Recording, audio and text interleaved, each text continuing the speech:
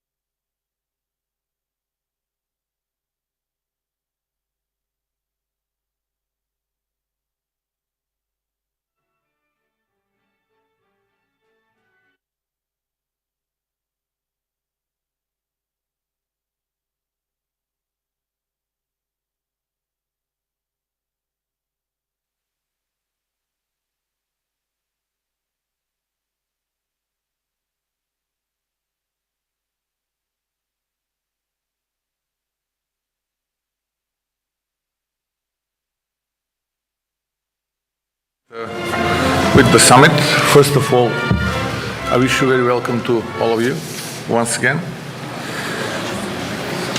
And I hope, as a matter of fact, I'm sure that we will have very fruitful and successful summit with conclusions that will bring to all of us a hope that soon from now we will be a part of the European family. Dear Commissioner Kos, dear heads of states and governments, distinguished EU representatives and partners, it is a great honor to welcome you all to this important summit, where we reaffirm our shared commitment to growth, unity and prosperity of the Western Balkans region. At the very start, please allow me to thank the European Commission, particularly the personal dedication and efforts of Commissioner Kos, for the commitment to guide the implementation of the growth plan supported by all implementing partners. Today we stand united and determined to continue our journey towards a stronger, more resilient and more integrated European future. Our region is a vital part of Europe's present and an integral part of its future. The Western Balkans is a region rich in potential and ambitious, yet too often overshadowed by narratives of division and delay. But when I look around this room, I see a different story, a region defined by its spirit, refusing to be left behind. Ladies and gentlemen, this summit is dedicated to a shared vision, a vision where investments flow, innovation thrives, and integration delivers opportunities extended to all. A vision where the Western Balkan is not longer a waiting room, but a region in motion, growing and evolving. As government, this vision guides every step we take in our joint reform efforts and regional cooperation. We have taken significant steps forward, from speeding up border crossings that once slowed us down, to joining the SEPA payment system that makes sending and receiving money across Europe as easy as click. This is not just progress, it's a promise of a better life for every citizen. Imagine a future where every village, every school, every hospital has fast internet, where our entrepreneurs and startups have the tools to innovate and grow. This is the digital future we are creating, one that opens doors and breaks down barriers. We are committed to aligning with EU standards, from product safety to digital identity. These efforts underpin our readiness for deeper integration and ensure the highest standards for our citizens and partners. Esteemed colleagues, our strength lies in unity and stability throughout closer ties with our neighbors and the EU. We are unlocking new markets, new jobs, and new friendships. We remove barriers to trade, improve infrastructure, and foster investments. We are leading the way in reforms that matter, from better governance and cleaner energy to fairer justice and stronger businesses. We are proving that change is possible when we work together with determination and vision. Our early access to the EU Growth Plan pre-financing reflects the trust placed in our early access to the EU Growth Plan. Pre-financing reflects to the trust placed in our commitment to transparency, rule of law, and economic modernization, setting a benchmark for our neighbors and accelerating our path toward European integration. This European journey belongs to every citizen, every business, and every community. Let us all be part of this transformation. The credibility of the growth plan and of the wider European project relies on keeping promises and delivering benefits. Our citizens should feel the advantages of the integration now, in their businesses, in their institutions, in their daily lives. We all share a common future.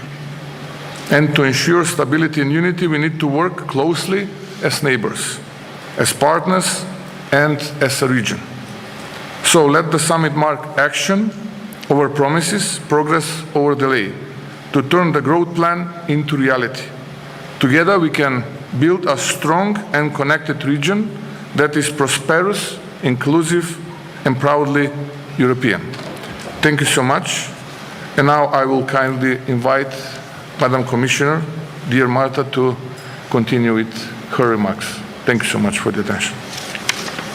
Thank you, Prime Minister Mickoski, dear Hristijan, for hosting us in this beautiful city of Skopje. And thank you also for a great dinner we have experienced yesterday. We all have been planning to be here in March, but your country was struck by a tragedy and the fires at nightclub in Kočane. So many young lives lost, so many others injured, and some are still treated in hospitals. I have often thought about the loved ones of the victims and about how actually under the line nothing is more important than family and community. And it is good to know that in those difficult days, other Europeans, the European community could help. The EU civil protection mechanism immediately coordinated air evacuations, and some of the victims were treated in hospitals as far away as Sweden, Spain, or Latvia. But it was your neighbors, Serbia, Greece, and Bulgaria, who responded fastest and took care of many of the injured. Dear Hristijan, dear all, Europeans showing solidarity for each other, Europeans cooperating to address shared challenges, that is the essence of everything we do together. And this is true at the local level when we face tragedy, floods or wildfires, and it is true at the global level. President von der Leyen captured this idea last month when she accepted the International Charlemagne Prize in Aachen. She spoke of a world that is again marked by imperial ambitions and by powers ready to mercilessly exploit our divisions, our dependencies. And she said that the next great European project needs to be, I quote, building an independent Europe, a Europe in which we decide our future for ourselves. Because nobody will take care of the future of Europe but us.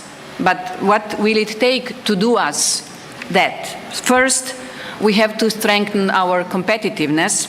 Second, defending our democracies against external adversaries. Third, taking the security of our continent into our own hands. And finally, taking the last steps in the unification of Europe, meaning enlargement, based on common values and principles, because united we are stronger. So for the first time in the history of Europe, if we do it right in the enlargement process, we could unify our Europe, and the Europe cannot be united without Western Balkans. I hear the same sentiment echoed in EU capitals. In Copenhagen, Denmark is taking over the presidency today, in Berlin, in Warsaw, and in Paris. And I'm stressing this here because I want to be very clear. There is a clear consensus for further enlargement now. It wasn't in the past the same, but the window of opportunity might not be there forever.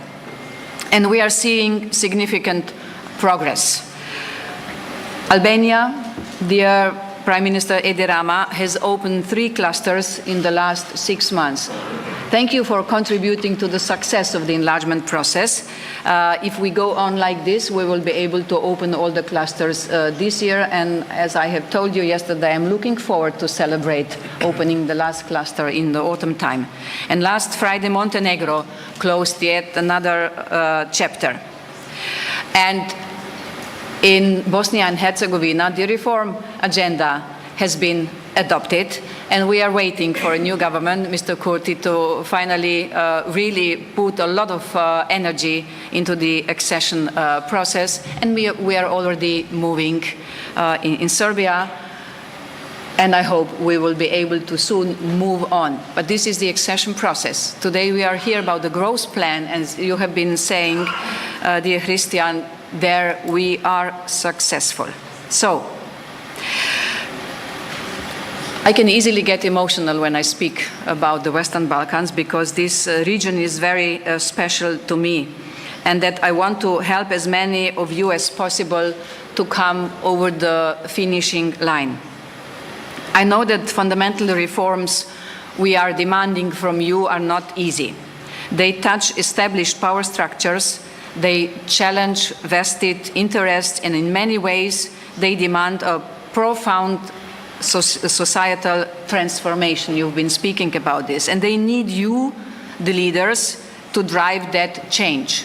The changes, the transformation cannot happen if you are not the leaders, real leaders in this. And I can reassure you, they are worth the efforts. The benefits of EU membership are multiple: stability, security, prosperity for all your citizens. The growth plan is entirely in your hands, so there is no interference from, let's say, the political dynamics. It is a tool to help you with the important reforms, and these reforms are also needed to prepare you for the membership, and it allows you to bring some of the benefits of the EU single market to your citizens and businesses on an equal footing with member states, and now, not at some distant point in the future. You have already delivered a lot, and now it's time to intensify the implementation phase. Take SEPA. In simple terms, it means that a young entrepreneur, for instance here in Skopje or in Tirana, can receive payments from across Europe as easily as businesses in Vienna or Madrid. Take the green lines. The full implementation will cut border waiting times by 50 to 70%. For any exporter from the Western Balkans to the EU, this would be huge. And more is coming. With the single market highway, we will offer even more opportunities to link up our economies. Yesterday we were talking about the importance of the economic development. Together with Commission Vice President Séjourné, we will work with you to identify supply chains into which your companies can integrate already now, align with our standards, and your economy will benefit. European companies keep telling me that they want to reduce geopolitical risks by investing closer to home. Some of it is getting from away from the global, more to the regional. And let's make it easy as possible for them to choose your countries. We are also working on this, and I'm looking forward to have a regional investment conference in Tirana in the autumn, and also investment conference in Podgorica. On the 15th of July, your trade ministers will be asked to decide on the next director of the CEFTA Secretariat. Please coordinate and make sure we get a decision. The path to a single market goes through CEFTA, and we have no more time and money to lose. In 2 weeks is also the deadline for the second reporting round on the reform agendas. I look forward to see those reports. I know some of these reforms are difficult. They are meant to be because we want you to play in the same league as our member states. And in this, if I call it Premier League, the stakes are really high. Every progress needs strong political steer, and this is what I'm asking from you, dear leaders. We are, of course, here to assist you wherever we can, and we want to reward you for the work you have already done. But I can only disperse the full amounts of funding once all the reforms that you set for yourselves are in place and fully implemented. Therefore, I expect tangible progress in implementation still before our next leaders' meeting.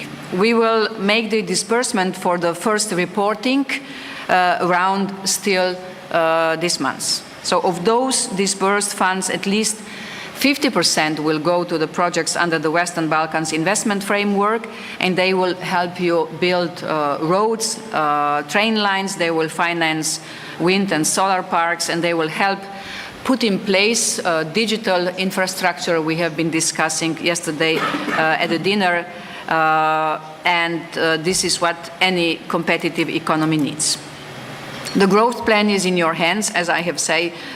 We need you to make it a success and for the benefit of your countries and your citizens, and also to prove to the member states of the European Union that you are ready for more. And really, the member states now are watching you. They are watching at you, what are you delivering? And we are happy for every success you deliver. And one of the tasks I see as my work is very important, that I speak about your successes inside the European Union. Ready to play on the same team and to do your share in building a strong, united Europe that takes control of its future. This is how I see all your countries, the Western Balkan countries, and I will do my best to enable your integration on the way, and of course to see as many as possible from you becoming a member of the EU, perhaps also during my mandate. Thank you. Thank you so much.